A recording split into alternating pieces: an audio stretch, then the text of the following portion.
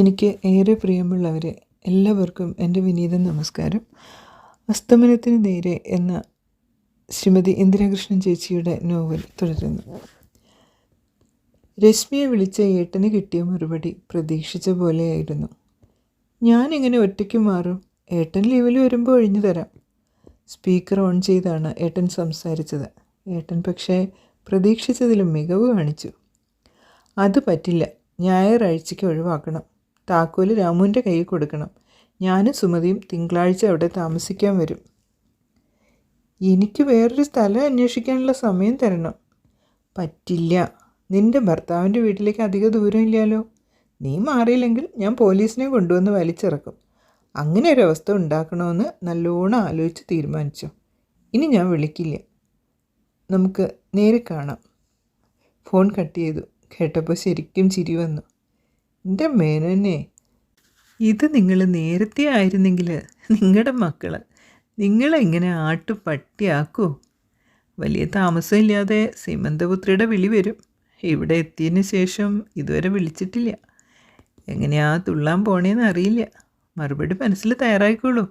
Phone record ചെയ്തോളൂ കേട്ടോ. ഉച്ചയ്ക്ക് ഉണ്ണാനിരിക്കുമ്പോഴാണ് ഓമനയുടെ വിളി. ഏട്ടൻ കട്ട് ചെയ്തു. ഊണ് കഴിഞ്ഞ് എഴുന്നേക്കും മുമ്പ് വീണ്ടും കോൾ വന്നു. കൈ കഴുകി ഫോണെടുത്തു. എന്താ അച്ഛൻ രശ്മിയോട് വീടൊഴിയാൻ പറഞ്ഞത്? എനിക്ക് താമസിക്കാൻ. അച്ഛൻ ഒറ്റയ്ക്ക് താമസിക്കാൻ പറ്റുമോ? ഞാൻ ഒറ്റയ്ക്കല്ല, എനിക്ക് സഹായത്തിന് ആളുണ്ട്. എൻ്റെ അനിയത്തി സുമതി എന്നെ നോക്കാമെന്ന് പറഞ്ഞിട്ടുണ്ട്. എന്തായാലും വിളിച്ചുല്ലോ. ഞാൻ അങ്ങോട്ട് വിളിക്കണമെന്ന് വിചാരിച്ചിരിക്കുകയായിരുന്നു. എനിക്ക് പെൻഷനും വരുമാനവും ഒന്നുമില്ല. നീ രശ്മിയുടെ കല്യാണത്തിന് വാങ്ങിയ 10 ലക്ഷം രൂപ പലിശ അടക്കം തിരിച്ചു തരണം. അച്ഛനങ്ങനെ പെട്ടെന്ന് പറഞ്ഞാൽ എവിടുന്നാ ഞാനെടുത്ത് തരിക? എൻ്റെ കയ്യിൽ വേണ്ടേ? ഞാൻ വഴി നോക്കിക്കോളാം. എൻ്റെ മക്കൾക്ക് എന്നെ നോക്കാൻ വയ്യ. എൻ്റെ പണവും സ്വത്തും മക്കളുടെ കയ്യിൽ പെട്ടു. എല്ലാ തെളിവും ഞാൻ ഹാജരാക്കും. ബാക്കി ഈ നാട്ടിലെ നീതിന്യായവും തീരുമാനിച്ചോളും. ചിറ്റമ്മയുടെ വാക്ക് കേട്ട് അച്ഛൻ പ്രശ്നം ഉണ്ടാക്കണ്ട. നിൻ്റെയൊക്കെ ഏഷണി കേട്ട് പ്രശ്നം ഉണ്ടാക്കി ഞാൻ അവിടെ നിന്ന് ഇറങ്ങി. ഇനി എനിക്ക് അവിടെ തിരിച്ചു കയറാൻ പറ്റില്ല. നിങ്ങൾ രണ്ടാളും എന്നെ നോക്കാനും തയ്യാറില്ല. എനിക്ക് ജീവിക്കണ്ടേ? ആൺകുട്ടികളുടെ ചുമതലയല്ലേ അച്ഛനെ നോക്കേണ്ടത്? അത് ശരി, മുതൽ പങ്കുവയ്ക്കുമ്പോൾ ഒപ്പാണ് പങ്കുവച്ചത്. വളർത്താൻ ബുദ്ധിമുട്ടിയതും ഒരുപോലെ. ആൺകുട്ടിയെ വളർത്താൻ ഒരു ബുദ്ധിമുട്ടും കൂടുതൽ വന്നില്ല. പിന്നെ നിങ്ങളെ കല്യാണം കഴിപ്പിക്കാനും പൊന്നും പണ്ടവും കൊടുക്കാനും വേണ്ടി ഞാൻ കടക്കാരനുമായി. അതുകൊണ്ടാണ് കട വിൽക്കേണ്ടി വന്നത്. ഇന്ന് വരെ എൻ്റെ എല്ലാ കാര്യവും നോക്കിയത് എൻ്റെ മോനാ. നിൻ്റെ അമ്മയെ ചികിത്സിക്കാൻ എത്ര പണമായി എന്നറിയോ? 2 കൊല്ലം ഡയാലിസിസ് നടത്തി. എനിക്കൊരു പനി വന്നാൽ പാരസെറ്റമോൾ വാങ്ങാനുള്ള പൈസ കൂടി എൻ്റെ കയ്യിലില്ല. കിഴക്കമ്പാട്ടുകരയിൽ 15 ലക്ഷം രൂപ വിലയുണ്ട് ഒരു സെൻറ്റിന്. 20 സെൻറ്റിൻ്റെ വില ഒന്ന് കണക്ക് കൂട്ടിയേ. അത്രയും മുതലിൻ്റെ ഉടമസ്ഥനായിരുന്നു. എൻ്റെ പെങ്ങൾക്ക് അവകാശപ്പെട്ട പകുതി മുതൽ കൊടുക്കാതെ പറ്റിച്ച് അവളുടെ മുറ്റത്ത് അഭയാർത്ഥിയായി എത്തി. ദൈവത്തിൻ്റെ കളി. ഇനി ഞാൻ നിങ്ങളോട് തോക്കില്ല.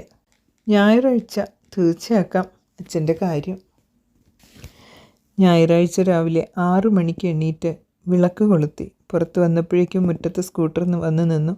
രാമുവും ഭാര്യ സ്മിതയും മക്കളും ഇറങ്ങി. ഇത്ര നേരത്തെ? ഞാൻ എന്ന് 4:30 എഴുന്നേക്കും ചിറ്റമ്മേ. കുട്ടിക്കാലം മുതൽക്കുള്ള ശീലം. പിന്നെ ജോലിക്ക് പോകും മുമ്പ് എല്ലാ ജോലിയും തീരണ്ടേ. ഇത് കുറച്ച് അച്ചാറാ, കുറച്ച് ചക്ക വറുത്തതുണ്ട്. വീട്ടിൽ പോയപ്പോൾ ഒരു ചക്ക കൊണ്ടുവന്നു. ചിറ്റമ്മയ്ക്കൊന്ന് വിരുന്നുകാർ വരുന്ന ദിവസമല്ലേ, നേരത്തെ വന്നാൽ വല്ലതും സഹായിക്കാം, അതുകൊണ്ടാ. നിൻ്റെ മനസ്സ് സമ്മതിക്കണം കുട്ടി. നീ ഈ ദുഷ്ടക്കൂട്ടത്തിൽ വന്ന് പെട്ടുപോയില്ലോ. രാമു ചിരിച്ചു. നീ ചിരിക്കണ്ട, നിൻ്റെ ഭാഗ്യ ഇങ്ങനൊരു പെൺകുട്ടി. അന്തമില്ലാണ്ടാ ചിറ്റമ്മേ, അല്ലെങ്കിൽ ഇങ്ങനെയൊക്കെ കാണിക്കുമോ? ഇന്നലെ രശ്മിയുടെ ഫ്ലാറ്റിൻ്റെ താക്കോല് തരാൻ ഓമനമ്മ വന്നിരുന്നു. പുറത്ത് നിന്നേ ഉള്ളൂ, അകത്ത് കയറിയില്ല.